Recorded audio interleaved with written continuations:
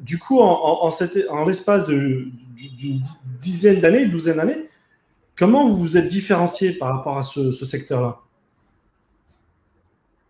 L'humain. L'humain. C'est-à-dire que depuis le départ, on a instauré des valeurs qui sont extrêmement fortes, dont celle, par exemple, du partage d'affaires. Si on devait encore recontextualiser par rapport à la pratique qui se faisait dans les agences immobilières, les commerciaux dans les agences immobilières se partageaient très peu les dossiers, se partageaient très peu les acheteurs ou les vendeurs. Et chez IAD, on a quasiment industrialisé ce processus. C'est-à-dire que dès le départ, l'outil qui permet de gérer nos fichiers acheteurs et vendeurs, cet outil-là a été complètement ouvert. C'est-à-dire qu'un conseiller qui avait dans son portefeuille un acheteur qui recherchait un profil de bien en particulier, il pouvait aller voir dans le fichier IAD, rentré par un de ses collègues IAD, d'accord, le bien qui pourrait lui correspondre. Et c'est là que on a industrialisé le processus de partage d'affaires, puisque vous aviez un conseiller qui avait l'acheteur, il y a un autre conseiller qui avait le vendeur, et la transaction se faisait par l'intermédiaire de ces deux conseillers, et il y avait un partage de commission. Et ça, on l'a vraiment industrialisé à tel point qu'aujourd'hui, ça représente un tiers de nos ventes. C'est-à-dire que ça ne s'est jamais fait. On a inventé le MLS avant l'heure en France. Le MLS, vous savez, c'est le fameux Graal, c'est le partage de fichiers interagences, etc., qui existe, qui est institutionnalisé aux États-Unis, et qui en France a vraiment du mal à venir s'implanter. Mais en tout cas, chez IAD, au sein d'IAD, voilà, la valeur de partage est extrêmement forte.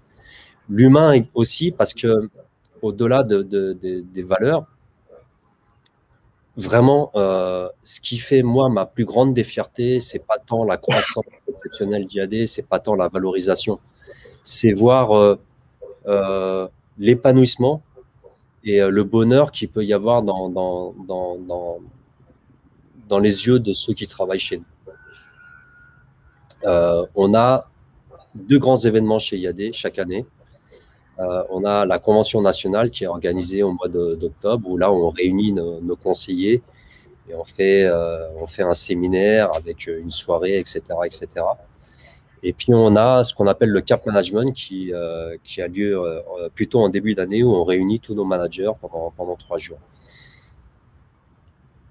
Lors de ces événements, les voir aussi heureux, aussi épanouis de travailler dans une telle entreprise, d'être aussi contributeur, parce que chacun apporte sa pierre à l'édifice, c'est pour moi ma plus grande des fiertés. Et on en parlait tout à l'heure, cette fierté-là, elle se ressent pourquoi? Parce qu'il y a cette fameuse liberté. La liberté n'a pas de prix et ils sont heureux parce qu'ils sont libres chez IAD. Et ça, c'est vraiment l'élément différenciant. Donc je vois bien, 2008, on est sur un modèle classique des agences physiques où on a un patron avec des salariés, des commerciaux qui tournent, qui vont à droite à gauche et qui ne se partagent pas les informations. Et vous arrivez, vous revoyez tout le modèle, tout le process finalement, en incluant l'humain. Tout à fait. Et qui permet en plus d'augmenter sa productivité. Tout Et à tout fait. le monde est gagnant. Mais, tout à fait. Mais vous savez, mon père adoptif a travaillé toute sa vie. Il a pas eu la chance de pouvoir faire des grandes études. Et il a travaillé très dur toute sa vie. Et je le voyais parfois maltraité dans l'une de ses entreprises. Et ça m'a forgé, en fait, cette philosophie. On ne peut pas être heureux dans la vie personnelle si vous ne l'êtes pas dans la vie professionnelle. Et c'est ça qu'apporte IAD. C'est-à-dire que de par ses valeurs très fortes, de par la liberté,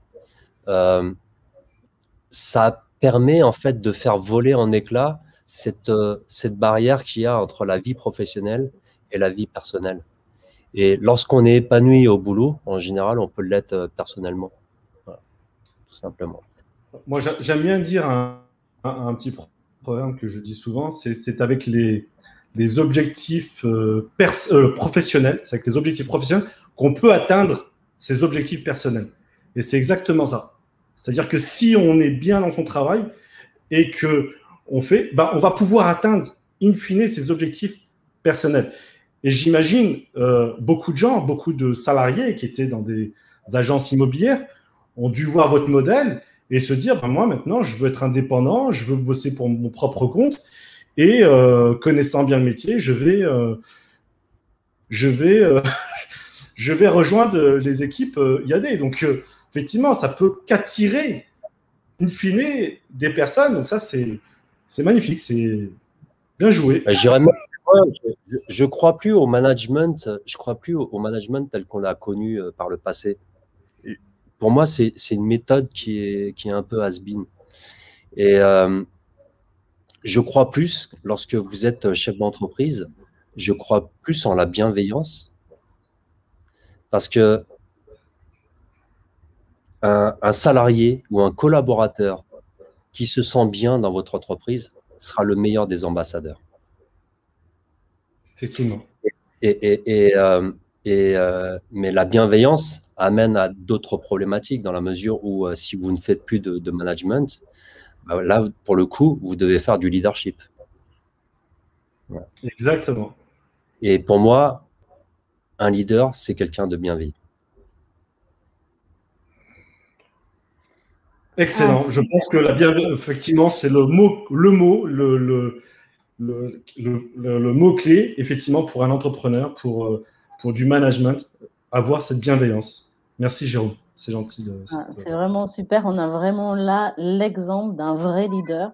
Et vous entendre Exactement. parler, ça fait vraiment du bien, vraiment chaud au cœur. Et je pense que pour la jeunesse, c'est très important d'entendre ces mots.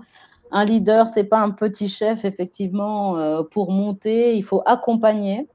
Et donc, du coup, il faut développer l'autre tout en se développant. Il faut apporter une plus-value, avoir des employés qui se sentent bien, qui puissent, du coup, être bien équipés, bien informés de leur mission, de comment travailler, avec quels outils, communication, partage, l'ouverture.